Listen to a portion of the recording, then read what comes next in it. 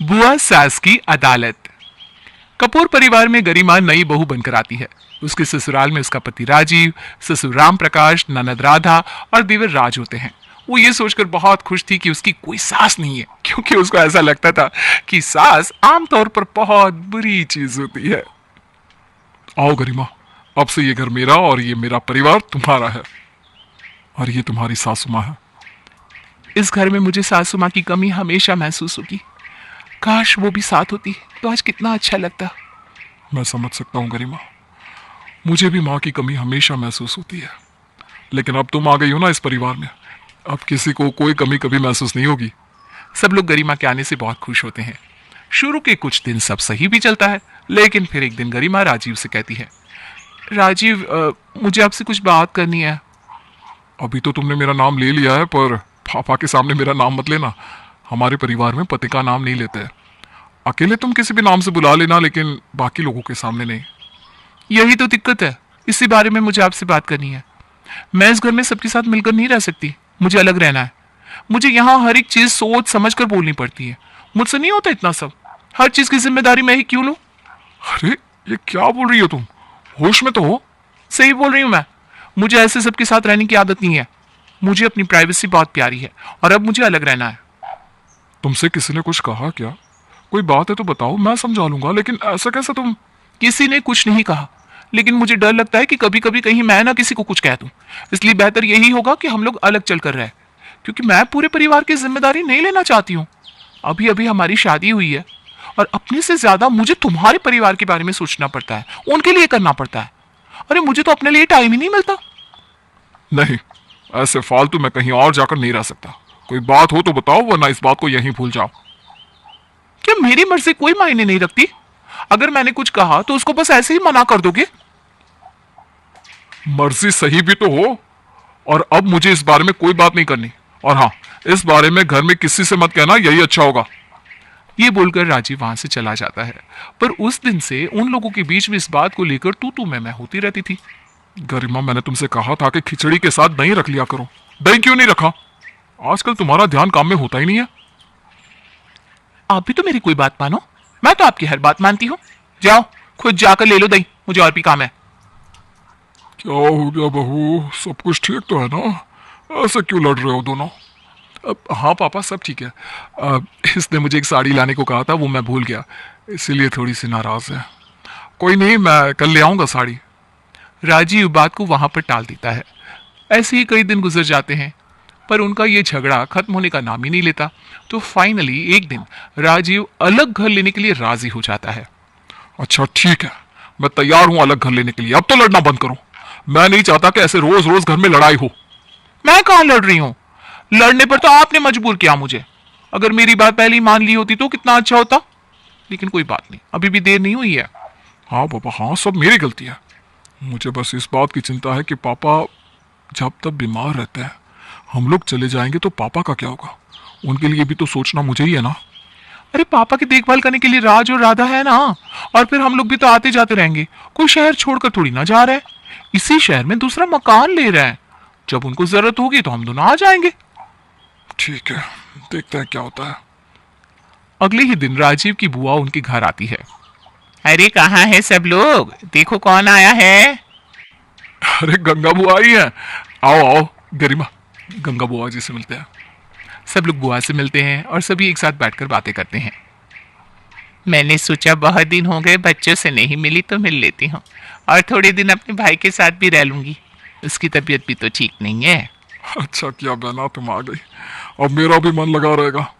Bag अंदर रख दो और आराम से बैठो। बुआ आप बस आराम करो, मैं हूं ना। हाँ बुआ, आप बस ये बताओ क्या खाओगी? आज तो एकदम स्पेशल खाना बनेगा आपके लिए। अरे नहीं नहीं मेरे बच्चों, कुछ भी बना लो, मैं तो बस तुम सभी के साथ कुछ भी खा लूंगी। और बहू कैसी हो? जी बुआ जी ठीक हूँ।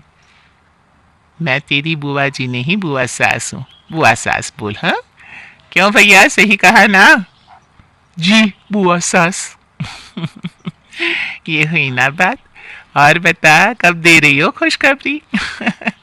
मैं तो सोच के आई हूँ जाने से पहले तू मुझे खुशखबरी सुना ही देगी। गंगा की बात सुन के गरिमा वहां से शर्मा के चली जाती है। राजीव समझ जाता है कि गंगा बुआ वहां रुकने के लिए आई थी, इसलिए राजीव गरिमा को कमरे में ले जाता है और कहता है, गरिमा, अभी हमें कुछ दिनों के लिए अपना प्लान पोस्टपोन करना पड़ेगा। ये हमारे घर की बात है, हम बुआ के सामने ऐसे घर छोड़ने की बात नहीं कर सकते ना, वरना वो ना बात का बतंगड़ बना देगी और फिर हम कहीं नहीं जा सकेंगे।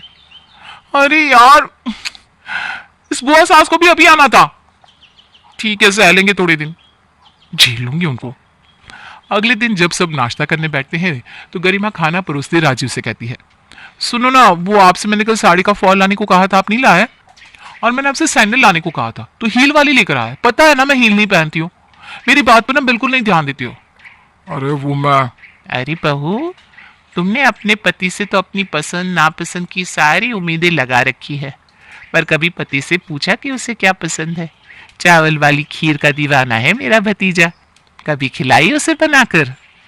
नहीं तो, मुझे तो पता ही नहीं था। पता करना पड़ता है, जाओ जाकर बना कर लाओ। आजकल की बहुओं का बस यही है, पति जोरू का गुलाम बनकर रहे लेकिन खुद पति के लिए कुछ नहीं करेगी। ओके बुआ सास, अभी बनाकर लाती हूँ। गरिमा किचन में जाकर खीर बनाने लगती है और मन ही मन कहती है, ये बुआ सास का तो कुछ करना पड़ेगा, जरूरत से ज्यादा ही मेरी सास बनने की कोशिश कर रही है। काफी देर बाद गरिमा खीर बनाकर ले आती है और सभी को परोसती है। ये खीर है? तुम इसे खीर कहती हो? चावल दूध का कोई हिसाब नहीं, चीनी तो पता नहीं डाली भी है या नहीं। राम राम राम, एक मेरी भाभी बनाया करती थी खीर कि बस उंगलियां चाटते रह जाओ, और एक खीर ये है कि जो गली का कुत्ता तक ना खाए। ऐसी तो कोई बात नहीं है, ठीक है खीर, मुझे तो अच्छी लगी बुआ जी, गरिमा ने इतने प्यार से जो बनाई है। पत्नी से डरता है क्या, जो सच बोलने में शर्मा रहा है? अच्छा ना लगे वो मुंह पे बोल दिया कर, ऐसे अपने ही घर में डर के क्यों रहेगा तू? अरे नहीं, ऐसी बात नहीं है, खीर सच में मुझे अच्छी लगी। गरिमा कुछ नहीं बोल पाती और पैर पटकती हुई अपने कमरे में चली जाती है। फिर अगले दिन जब गरिमा अपने कपड़े धो रही थी तो गंगा उसके पास आती है। अरे बहू, ये तू कैसे कपड़े धो रही है? ये कौन सा तरीका है कपड़े धोने का? क्या हुआ, आप इतना गुस्सा क्यों कर रही है? भाभी सही से तो धो रही है कपड़े। हाँ बुआ सास, अब क्या हुआ इसमें? राम राम राम, कैसा जमाना आ गया है, आजकल की बहू तो किसी की इज्जत करना ही नहीं जानती। अब क्या हुआ बुआ, क्या बात है राधा? अरे तेरे घर में सब इस बहू के चमचे हैं, कोई उसकी गलती ही नहीं देखता। गरिमा ने कुछ कहा क्या आपसे बुआ जी? अगर कुछ कहेगी तो मैं इसकी सुन के बैठने वाली हूँ क्या? अरे मेरे आगे कोई बोल जाए इतनी हिम्मत किसी में नहीं है, लेकिन इसको तो कपड़े तक धोने नहीं आते। तुम खुद देखो राजीव बेटा, कपड़ों में अभी भी कितना सारा साबुन लगा है, अगर नहीं निकाला गया तो सारे कपड़ों पर सूखने के बाद निशान रह जाएंगे। बताओ, अब ये सब भी क्या ससुराल वाले सिखाएंगे? अरे कोई बात नहीं बुआ जी, आप जाओ, मैं गरिमा को समझा दूंगा, आगे से ऐसा नहीं करेगी वो। अब तुम समझाओगे मुझे कि कपड़े कैसे धोने? कोई भी आकर मुझे ज्ञान दे रहा है। गरिमा कपड़े की बाल्टी में पैर मारकर अपने कमरे में चली जाती है। ये क्या तरीका था? ऐसा तो बुआ जी सब समझ जाएंगे, थोड़ी तो शांति रखो तुम। तो समझ जाने दो, उनकी वजह से मैं अपना काम करने का तरीका नहीं बदलने वाली। और तुम ये बताओ, तुमने अलग रहने के बारे में क्या सोचा है? मुझे अब बुआ सास की बातें बर्दाश्त नहीं होती, वो बिना बात के मेरे हर काम में कमी निकालती रहती है। मैं अब यहां नहीं रह सकती। गरिमा, मैंने तुमसे कहा था ना कि बुआ के जाने के बाद इस बारे में हम सोचेंगे। तुम रोज रोज एक ही बात लेकर क्यों बैठ जाती हो? थोड़ी तो समझदार बनो, एक बार बुआ को जाने दो, फिर मैं बात करता हूं ना सभी से, तब तक तो तुम शांत रहो बस। गंगा राजीव और गरिमा की घर से जाने वाली बात चुपके से सुन लेती है और राम प्रकाश के पास जाकर कहती है, अरे ओ भैया, तुमको पता है तुम्हारी बहू क्या करने वाली है? ये मैं क्या सुनकर आ रही हूँ। क्या करने वाली है? बात क्या है, साफ साफ बताओ। तुम्हारी बहू राजीव से अलग घर में रहने की बात कर रही है। तुम सारा दिन कहाँ रहते हो भैया? तुम्हारे घर में क्या चल रहा है तुमको ही खबर नहीं रहती। राजीव उसकी बात मान कैसे गया आखिर? ऐसा नहीं हो सकता गंगा, मुझे अपने बेटे पर पूरा विश्वास है, वो कभी घर से जाने के लिए सहमति नहीं होगा। अपने बीमार बाप को छोड़कर नहीं जाएगा वो। बुआ जी, आप क्या कह रही हो? भाभी ऐसा बिल्कुल नहीं सोचती हैं। अभी तेरी ही भाभी के मुंह से सुनकर आ रही हूँ। बुआ जी, क्या भाई ने कुछ नहीं कहा? भाभी को रोका नहीं ऐसा करने से? अरे वो राजीव तो जोरू का गुलाम है, गरिमा उसको जितना बोलती है बस उतना ही करता है, किसी की नहीं सुनने वाला वो। और वो कुलक्षणी गरिमा राजीव को भड़काकर हम सबसे दूर करने पर तुली है। मैं तो कह रही हूँ भैया, अभी अगर कुछ ना किया ना तो ज्यादा वक्त नहीं है ये दिन देखने में। राम प्रकाश अब गुस्से में गरिमा और राजीव को बुलाकर उनसे सारी बात पूछता है। राजीव और बहू, मैंने सुना है तुम दोनों अलग रहने का विचार कर रहे हो, क्या ये बात सच है? जी जी हाँ पापा, गरिमा सबके साथ कंफर्टेबल नहीं हो पा रही है, इसलिए वो अलग रहना चाहती है। अरे वाह, ये देखो, बोला हमारा लाड़ प्यार से पला हुआ बेटा बोला। अरे तुझे ये कहते शर्म नहीं आती क्या? तो ये एकदम जोरू का गुलाम ही बन गया है। देखो बुआ सास, मैंने बहुत एडजस्ट करने की ट्राई की है, लेकिन जब से आप आई है ना, मेरा जीना हराम करके रख दिया है। हर बात में रोक टोक, ये मत करो, ऐसे करो, यहाँ ये सामान रखो, यहाँ मत जाओ, तंग आ गई हूं मैं, इसलिए अब मैं यहाँ नहीं रह सकती, मुझसे नहीं होता इतना सब कुछ। हे भगवान, मेरा तुझे काम समझाना तुझे रोक टोक लगती है। अरे तू तो बड़ों का लिहाज करना भी भूल गई, अब तेरी सबके सामने जुबान भी चलने लगी। ये होती है आजकल की बहुएं। और एक हमारा बेटा है जो हमारी बेइज्जती होते हुए भी सुन रहा है। अपने घर में लड़ाई होती देख राम प्रकाश बहुत बेबस महसूस करता है और परिवार की मर्यादा बनाए रखने के लिए वो राजीव से कहता है। ठीक है राजीव, तुमको घर से अलग रहना है तो रहो, लेकिन अभी मेरे जीते जी इस घर में रिश्तों की मर्यादा तो बनाए रखो। हाँ हाँ ठीक है पापा, जब गरिमा भी अलग रहेगी तो उसको भी समझ में आ जाएगा रिश्ते क्या होता है। और गरिमा, मुझे 1 हफ्ता लगेगा दूसरा घर ढूंढने में, तब तक तुम अकेले रहने की आदत डाल लो। हाँ हाँ डाल लूंगी, मुझे कोई दिक्कत नहीं है। कुछ दिन ऐसे ही छोटी मोटी कहासुनी चलती रहती है और राजीव के घर छोड़कर जाने में बस 2 ही दिन बचे होते हैं। तब गंगा परिवार के साथ एक अच्छा समय बिताने के लिए सबको मूवी देखने का आइडिया देती है। सब जाने के लिए तैयार होकर बाहर खड़े होते हैं, तब बुआ, मेरे पेट में दर्द हो रहा है, मैं मूवी देखने नहीं जा पाऊंगा। अरे आपने बताया नहीं, और अचानक क्या हो गया? आप ठीक तो है ना? लगता है अब मेरी सबके साथ मूवी देखने की इच्छा ही रह जाएगी। खैर बाकी सब चलो। गरिमा तुम भी चलो, राजीव तुम घर पे रहकर आराम करो। नहीं बुआ सास, मैं राजीव के साथ घर पर रहूंगी, उनकी तबीयत ठीक नहीं है तो अकेले कैसे छोड़ दूं, आप लोग जाओ। ठीक है, जैसा तुमको सही लगे। सबकी जाते ही राजीव बिल्कुल सही होकर खड़ा हो जाता है। अरे तुम्हारे पेट में तो दर्द था ना, इतनी जल्दी कैसे सही हो गया? चलो एक बार डॉक्टर को दिखा देते हैं। नहीं, मैं जानबूझकर नहीं किया, तुमको अकेले रहना था ना, आज घर पर कोई नहीं है तो अकेले रहने की प्रैक्टिस ही कर लो। देख लो कैसा लगेगा सबके बिना, और इससे अच्छा मौका क्या ही मिलेगा तुम्हें।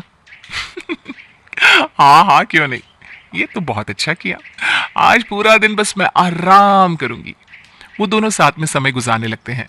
तभी गरिमा किचन में कुछ लेने जाती है तो अचानक राजीव की सीढ़ियों से गिरने की आवाज आती है। वो फौरन दौड़कर राजीव के पास जाती है। वो जमीन पर गिरा बुरी तरह दर्द से कराह रहा था। अरे राजीव, ये कैसे हो गया? कोई है भी नहीं घर पर, मेरी मदद करो।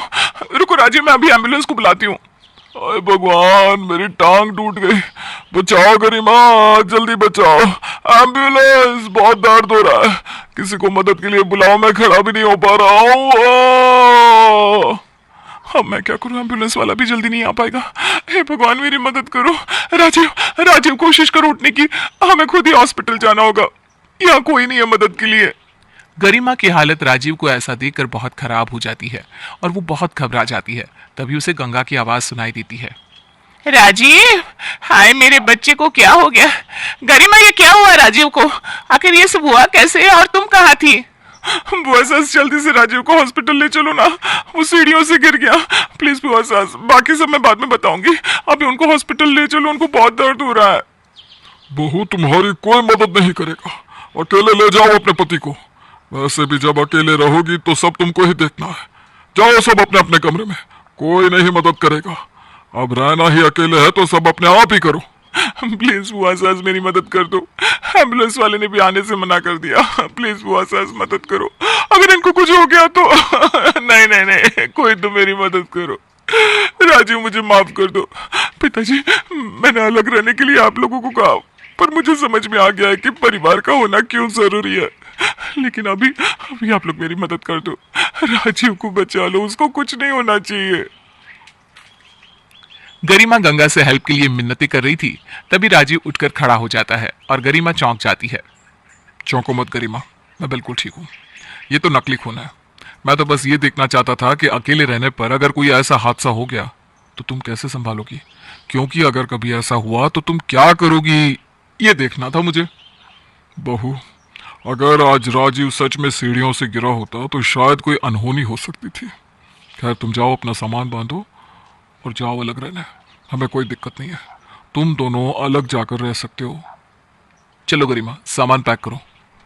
मुझे माफ कर दो पापा जी, मैं समझ गई हूँ कि अकेले रहना मेरे बस की बात नहीं है। मैं अब हमेशा आप सबके साथ रहूंगी। अगर ये बात आज सच होती तो शायद मैं राजीव को हमेशा के लिए खो देती। I am really very sorry पापा जी। सुबह का भूला अगर शाम को घर आ जाए तो उसे भूला नहीं कहते। पर आप लोग इतनी जल्दी वापस कैसे आ गए? क्योंकि ये गंगा बुआ का प्लान था। वो उस दिन यूं ही नहीं आई थी, मैंने ही उन्हें बुलाया था ताकि वो तुम्हें रोकने में मेरी मदद कर सके। हाँ बहू। मुझे माफ कर दीजिए बुआ सास। गरिमा को अपनी गलती का एहसास है, ये जानकर सब बहुत खुश होते हैं और गंगा गरिमा को गले लगाकर माफ कर देती है और सब खुशी से एक साथ मिलकर